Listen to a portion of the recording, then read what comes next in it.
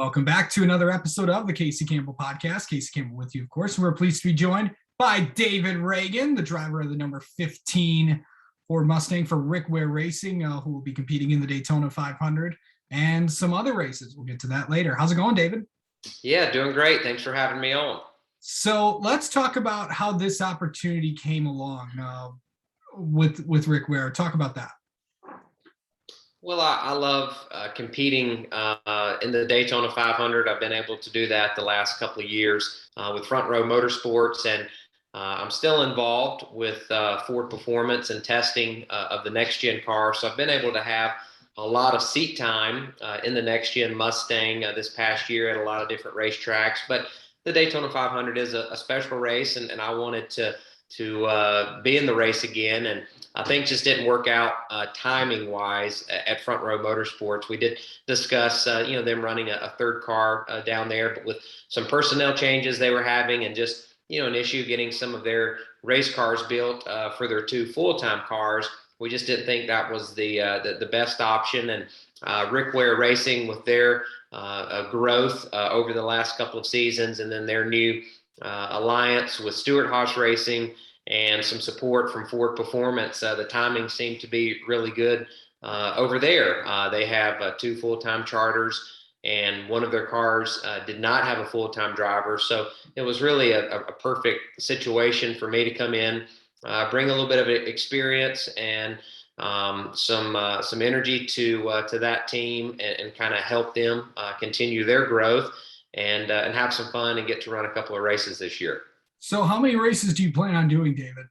Well, we're going to get through Daytona first and kind of see how that goes and look at the schedule. So we don't have all of the races set in stone yet. But, I think in a perfect world, 3 to 4, maybe 5, depending on, how much we're testing this year with Ford and, the races that we feel like we can go and be competitive at and run well. I know that Ryan Preece is going to drive that car a few times this year. He's got a couple of other drivers that will be in and out. So, after we get through Daytona and we all can sit down and look at the schedule, I love the super speedways. I really enjoy the short tracks. So we'll pick a few tracks that keeps me, happy and excited about going to the racetrack and having a shot to run well. Yeah. So I know that I know that you've also had some of your partners have come back, of course. I know you're involved with Shriners, Hospitals for Children, well as Jesse Little.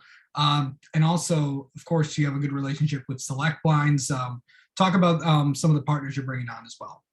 Yeah, so we haven't announced our paint scheme and some of the full-time partners that we'll have for these races. But, like you mentioned, selectblinds.com will certainly be a big part of that. I've got a couple of other, partners that have been very loyal to me over the years and that really enjoy motorsports and see the value, with the TV partners and all of the NASCAR fans around the world that follow our sport. So I think there's a lot to be excited for on that front because of, the aggressive schedule that NASCAR continues to evolve.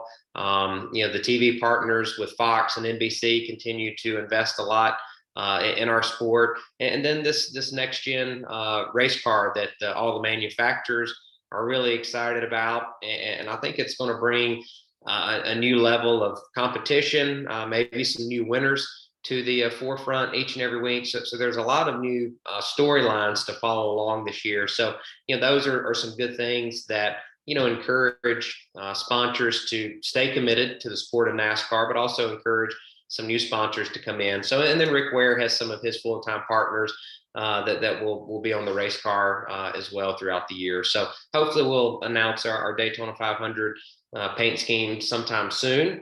And then it'll be a kind of an evolution of what takes place later on in the year, depending on where we race at and what tracks we're going to run.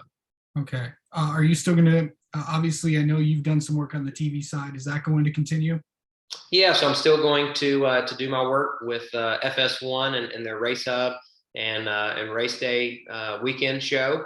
That's a lot of fun. They have an excellent group of producers and directors and people here at their studio in Charlotte. North Carolina that really make the job a lot of fun and easy to be here in studio and do everything live is fun for me to come in and kind of give my opinion on things and communicate to the race fans out there. So yeah, that's where the schedule for these races. I'll have to look at what my commitments are to Fox, what my commitments are to Ford, and then pick and choose a few of these races throughout the year. And of course, your main job is you work at Ford Performance testing, different stuff in there. Talk about what you do with them. The Ford Performance team, they are really dedicated to having all the tools and the people in place to support the race teams. That they support teams, obviously, in the Cup Series, Xfinity Series, and in the Camping World Truck Series. So, I work with some of the David Gillen Racing guys and just their evolution of learning these racetracks and using the Ford simulator here in Concord, North Carolina, helping them use the tools that Ford Performance has to help them grow as a driver on the racetrack, to give better feedback to their crew chiefs, and just to help them in general, as a young racer, kind of learning the ropes in our sport. But then, you look at the Xfinity Series and the Cup Series, and we just do a lot of development work, helping them mainly on their simulation program with the limited amount of track time that these teams have today. Being dialed in as close as you can be is so important. So they spend a lot of time on multiple simulators that we have here in Concord, North Carolina at a tech center. And then we also have a wheel force transducer car that we gather tire data and disperse to all the teams and let them kind of go through and see, how this new car is going to react to different tire compounds and different tire constructions that they'll run on a lot of different racetracks this year. So, really just work with some really, good people, some smart people that are trying to make these Ford Mustangs go fast. Yeah, for sure.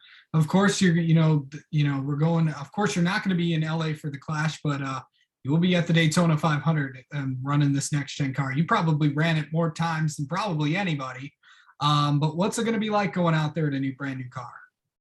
Yeah, I mean, I'm definitely going to be tuned in and watching the Clash out at the Coliseum. That's going to be fun to watch. But that's such a unique racetrack and a small circuit. There's really nothing that compares to everything on the normal race schedule. But the test at Daytona a week ago went really, really well. I felt like the cars drove really good. They were fast. They drafted well. They did some things that were different than what we're used to. And they did some things that were similar to what we were used to in the previous model race cars. So, I think the Daytona 500 will be exciting. It'll be fun from a driver's perspective because there will be some new things that we're experiencing, and it'll be a challenge on who can, figure out the trends of how these cars are going to race the quickest. And the fans will enjoy watching that progress take place over the course of speed weeks. But then once we get into the meat of the schedule, when we go to Phoenix and Las Vegas and Auto Club Speedway, then you're going to really start seeing, how this new car is going to race, what drivers have a little bit of an edge on others, and what teams have an edge. So it's going to be fun for sure. I think, NASCAR has done a good job working some of the bugs out.